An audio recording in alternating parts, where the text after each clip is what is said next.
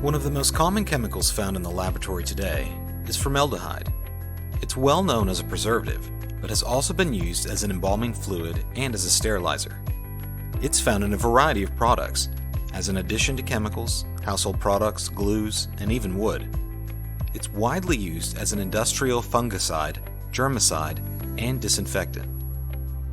While formaldehyde plays an important role in many of the tasks you complete in a laboratory setting, it is also an exposure risk and a cancer-causing agent.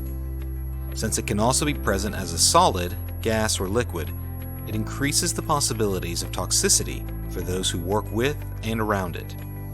How can you protect yourself against it? What are the workplace measures to keep you safe?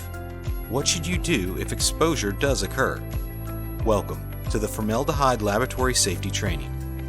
During this course, we will cover the following learning objectives: application and use, risks and exposures, incident prevention.